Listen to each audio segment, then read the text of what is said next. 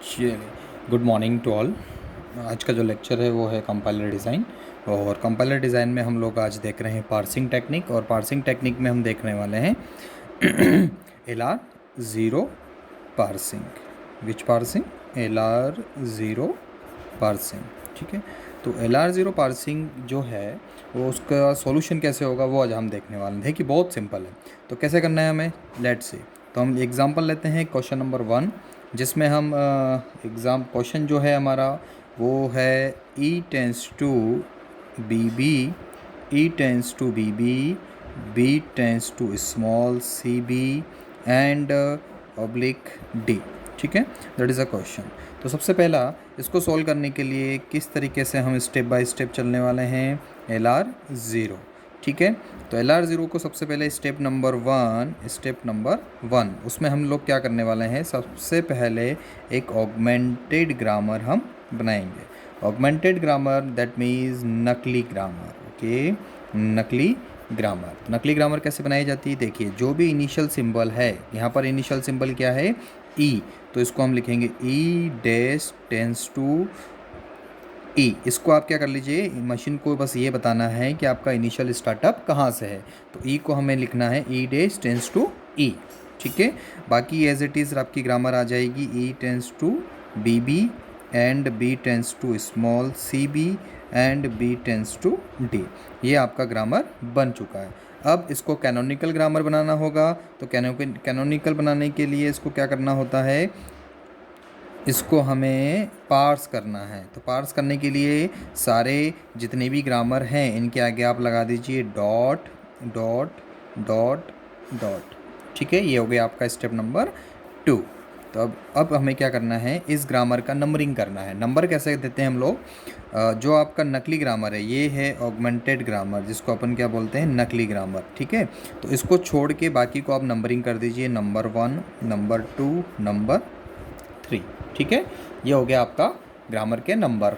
अब हमें step by step कैसे सोल्व करना है, तो अब हम आते हैं स्टेट्स पे। तो सबसे पहली स्टेप हमारी ये वाली है, कैनोनिकल ग्रामर। इसको आप लिखिए E tends to dot E, then E tends to dot B B, B tends to C B and B tends to dot D. Okay, इसका नाम दे दीजिए I naught, that is a state I naught. अब हमें क्या करना है, अब वन बाय वन हमें पार्सिंग करना है। तो सबसे पहले हमारा जो नकली ग्रामर है उसको हम लोग क्या करेंगे, पार्स करेंगे। तो इसको हम पार्स करना है E dash dash to dot ई। तो डॉट जो है ये पार्स होगा, यानी उड़ी मारेगा। ये उड़ी मार के कहाँ पर आ जाएगा, आगे की तरफ आ जाएगा। तो देखिएगा, इसको मैं सिंपल तरीके से सोल्व करता हूँ। ई को हम पार्स करेंगे, तो जिसको हम पार्स करते हैं उसको ऐसा लिखा जाएगा ई, और ये डॉट उड़ी मार के कहाँ आ जाएगा, ये डॉट उड़ी मार के आगे आ जाएगा। ठीक है, तो इसको कैसे लिखेंगे, ई डैश टेंस टू ई, ये डॉट उड़ी मारेगा और आगे आ जाएगा, तो ई डॉट। ठीक है, डॉट किसी भी नॉन टर्मिनल के आगे अगर डॉट आ चुका है, इसका मतलब ये होता है कि ये क्या हो गया है, पार्स हो चुका है। ठीक है, तो इसका नंबर दे दीजिए I1। ओके, अब नेक्स्ट स्टेप ये वाला, इसमें हम क्या करने वाले हैं, इसमें हम बी को पार्स करेंगे। तो बी को पार्स करेंगे तो क्या होगा, ये डॉट उड़ी मारेगा और आगे आ जाएगा, तो बी डॉट बी। अब यकीन यहाँ पर एक रूल और लगेगा, वो रूल आप याद रखिए कि जब भी किसी non terminal, any non terminal gathering dot, अगर किसी नॉन टर्मिनल के आगे डॉट आता है तो उस नॉन टर्मिनल के जितने भी ग्रामर या प्रोडक्शंस होंगे वो भी यहाँ पर लिखे जाएंगे। ठीक है, right all the grammars are here. B tends to, B से रिलेटेड कौन कौन से हैं, एक तो है dot C B, small C B and small C small है एंड बी कैपिटल है, and B tends to dot D. Okay, आ गई समझ में आपको बात। तो अब देखिए B dot B, dot B, यहाँ पर देखिए डॉट बी है, बी अगर यहाँ पर बी का डॉट आगे होता तो नहीं लिखा जाता। ठीक है, नॉन टर्मिनल के फ्रंट पे, यानी उसका फर्स्ट होना चाहिए, यानी फॉलो होना चाहिए उसका डॉट बी। बी के आगे डॉट है, इसलिए बी का सारा प्रोडक्शन हमें वापस से रिपीट करना है। तो ये हो गया हमारा ये वाला स्टेप, इसका नाम हम दे देते हैं I2। ओके, अब हम आएंगे किस पे, सी पे। तो अब हम किसको पार्स करने वाले हैं, सी को पार्स। तो सी, तो हम लिखेंगे b tends to small c dot b। अब डॉट b होने से क्या होगा, ये जो b है इसके प्रोडक्शन फिर से लिखे जाएंगे जो कि हमने यहाँ पर भी किया था। तो same here dot c b and b tends to dot d। ठीक है, ये हो गया आपका c। अब हम किसको पार्स करेंगे, d को। तो इस d को हम पार्स करेंगे यहाँ पर। तो क्या होने वाला है, b टेंस टू उड़ी मारेगा डॉट और d डॉट। ये हो चुका है आपका complete. I2 I3 and I4 simple है। इस तरीके से हमें वन प्रोसेस को कंप्लीट कर लिया है। दैट मीन्स आई नोट को कंप्लीट कर लिया। अब हमें क्या करना है, अब सिंपल है। अब ये जो I1 है इसको तो हम पार्स नहीं करेंगे, ये पूरी तरीके से क्या हो चुका है, रिड्यूस हो चुका है। ठीक है, डॉट यहाँ पर आ चुका है। अब हम इसकी बात करते हैं। तो E टेंस टू क्या हो रहा है, B डॉट B। अब हम इसको पार्स करेंगे, किसको, इस I2 के फर्स्ट ग्रामर को। तो इसको हम आगे बढ़ाते हैं इस तरीके से, और यहाँ पर B को हम पार्स करेंगे। तो क्या होगा, E tends to B dot. अब आप लोग सोच रहे होंगे कि B के प्रोडक्शन लिखना है, जी नहीं लिखना है, क्योंकि B पार्स होके पीछे है, आगे नहीं है। अगर ये डॉट आगे होता यहाँ पर तो हमें फिर से B के प्रोडक्शन लिखने होते, पर अभी ऐसा नहीं है। इसको बना दीजिए अब राउंड, और इसका नंबरिंग कर दीजिए I5। ये रिड्यूस हो चुका है, यानी कंप्लीट पार्स हो चुका है। ठीक है, अब हम चलते हैं नेक्स्ट। ये देखिए आप C। तो यहाँ पर क्या बनने वाला है, B tends to C dot B। ये उड़ी मारेगा और कहाँ आएगा, आगे आएगा, C डॉट B। फिर डॉट B आने से क्या होगा, फिर से वही प्रोडक्शन बनेगा। मैं यहाँ पे आपको रफ में करके बताता हूँ कि क्या होने वाला है। जब आप इसको पार्स करेंगे तो क्या होगा, B टेंस टू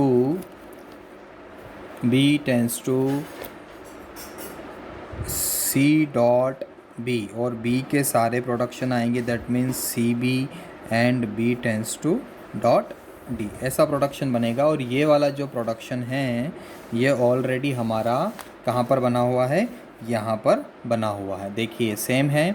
तो सेम प्रोडक्शन अगर यहाँ पर है तो हम क्या करेंगे, यहाँ से एक C को हम डिनोट कर देंगे किसके ऊपर, इसके ऊपर, और यहाँ पर लिख देंगे स्मॉल c। कि स्मॉल c जब मैंने पार्स किया, उड़ी मार के यहाँ पर आया, तो यहाँ पर पार्स हो चुका है। ठीक है, ये हो गया हमारा c। अब आता है d। तो d देखिए क्या होगा, d जब भी यहाँ पर उड़ी मारेगा तो d डॉट ऑलरेडी I4 पे बन चुका है। ठीक है, तो यहाँ से आप क्या करिए, इसको ऐसा करिए कि इसको आप इसके अंदर डाल दीजिए। ठीक है, I4। तो सेम हियर, सेम प्रोडक्शन है, डबल रिपीट नहीं लिखना है। ठीक है, ये हमारा C भी यहाँ पर आ चुका है, क्योंकि सेम प्रोडक्शन है। सेम प्रोडक्शन आप आगे बनाते तो उसका कोई भी मीनिंग नहीं होता है। ठीक है, अब हम ये I2 हमारा कंप्लीट हो चुका है। अब हम आते हैं I3 पर। I3 में पहला प्रोडक्शन पहला रूल देखिए क्या है, यहाँ पर है B। तो हम B को पार्स करेंगे और लिखेंगे B tends to CB dot. ठीक है, और ये पूरी तरीके से पार्स हो चुका है, इसलिए इसको हम नाम दे देंगे I6। ओके, अब यहाँ पर देखिए B टेंस टू C उड़ी मारेगा और B के आगे आएगा, तो C डॉट B। ठीक है, लेकिन डॉट B होगा तो फिर से यही वाला प्रोडक्शन रिपीट हो रहा है। देखिए आप इसको भी आप चाहें तो रफ में कर सकते हैं। यहाँ पर कैसे, B tends to dot CB है ना, तो B tends to small c dot B, ऐसा ही आने वाला है। इसको आप पार्स कर रहे हैं तो ये आएगा, और डॉट B होने से dot CB and B tends to क्या आने वाला है, D। सेम प्रोडक्शन है, यही प्रोडक्शन इसी का है, तो सेम प्रोडक्शन जनरेट हो रहा है, रिकर्सिव हो रहा है। तो इसी रिकर्सिव को हम यहीं पर स्मॉल c। ओके, ये हो गया हमारा नेक्स्ट स्टेप कंप्लीट। अब D की बारी है। तो D क्या होगा, D तो यहीं पर ऑलरेडी पार्स हो चुका था, तो यहीं पर आप फिर से D को कहाँ डाल दीजिए, इस लूप में यहीं पर डाल दीजिए। ठीक है, तो ये हो गया हमारा कंप्लीट स्टेप।